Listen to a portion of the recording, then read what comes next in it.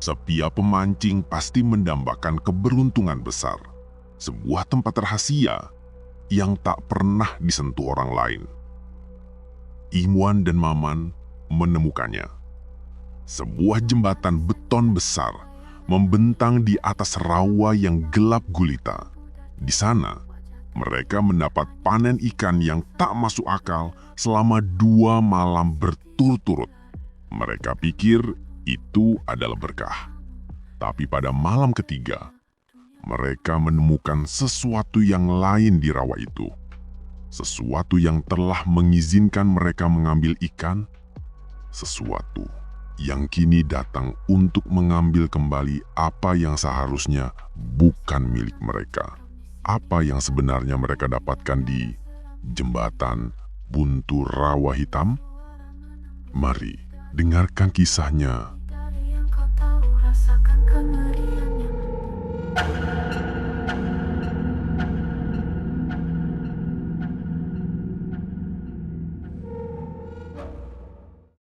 Aroma lumpur basah dan lembab menyambut Iwan dan Maman saat motor mereka berhenti.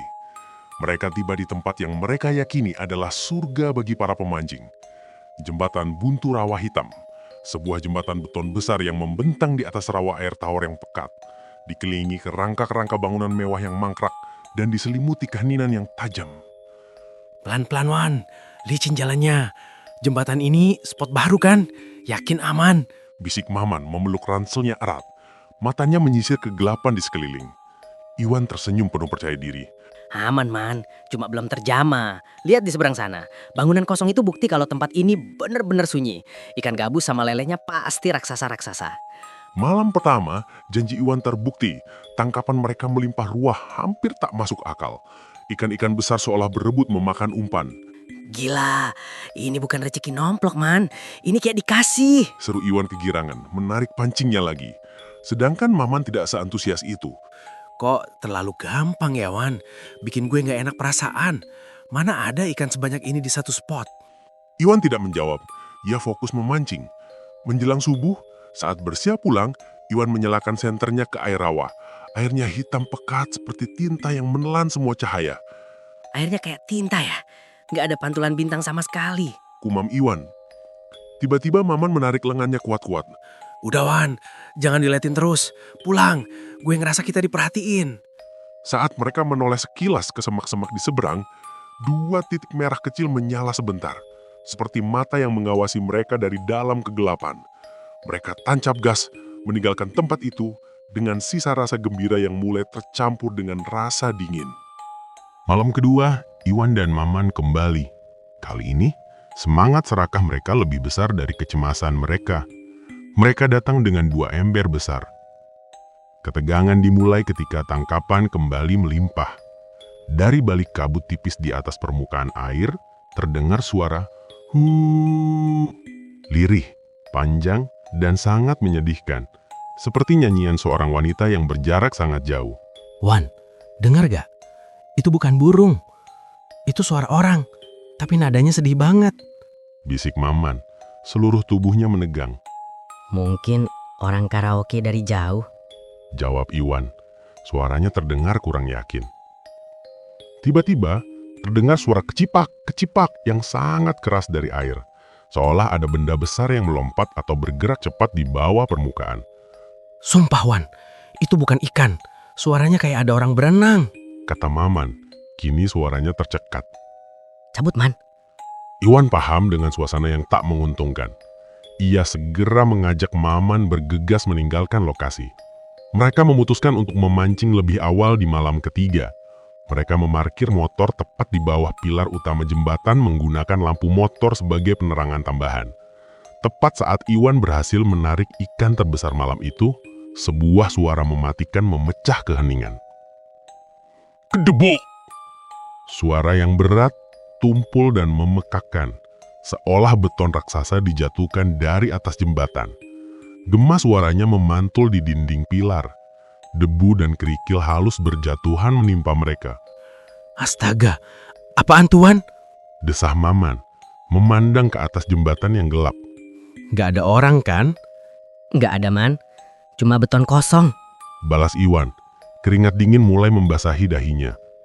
Saat mereka berdua menoleh kembali ke pinggir jembatan, sebuah siluet hitam raksasa meluncur sangat cepat di tepian beton, lalu menghilang. Sosok itu tidak berjalan, melainkan melayang sunyi melintasi pilar. Udara menjadi sangat dingin dan berat. Bau kemenyan basah dan bau anyir darah yang memuakan menyelimuti mereka. Bau itu terasa seperti sentuhan fisik yang menjijikan. Kita cabut sekarang. Man, tinggalin aja semuanya. Iwan tidak menunggu lagi. Mereka berlari cepat menuju motor. Di samping motor yang lampunya masih menyala, berdiri sosok itu. Pocong. Kain kafannya kotor oleh lumpur. Maman membeku. Iwan hanya bisa mengeluarkan suara parau. Dia lihat kita, Wan. Pocong itu melayang diam di udara dengan wajah yang menampilkan senyum lebar yang kaku dan menyeramkan. Mata pocong itu cekung dan menghitam, seolah menelan semua cahaya. Kami permisi. Kita cuma mancing. Jangan ganggu. Mohon Iwan, tubuhnya bergetar hebat. Pocong itu hanya memiringkan kepalanya, lalu mengeluarkan gerungan rendah dari tenggorokan. Detik berikutnya, ia meluncur cepat ke arah mereka. Cabut, Man. Tinggalin aja semua. Teriak Iwan. Mereka lari sekuat tenaga, meninggalkan motor, pancing, dan hasil tangkapan.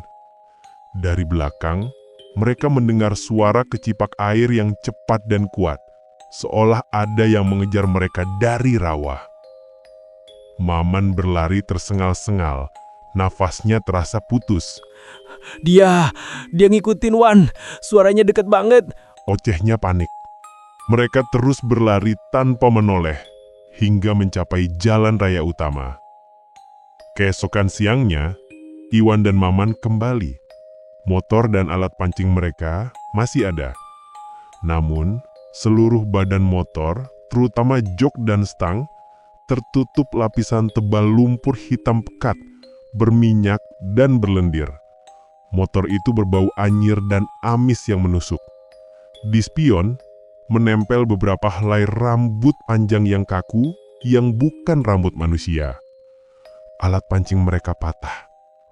Dan di tanah, di samping motor, terlihat jejak kaki yang sangat lebar dan dalam, jauh lebih besar dari kaki manusia.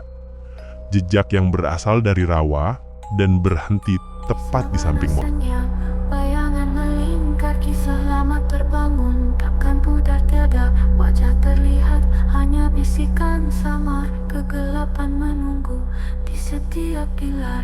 Latihkanlah lampumu, pejamkan matamu, headset di telinga, dunia pun membisu.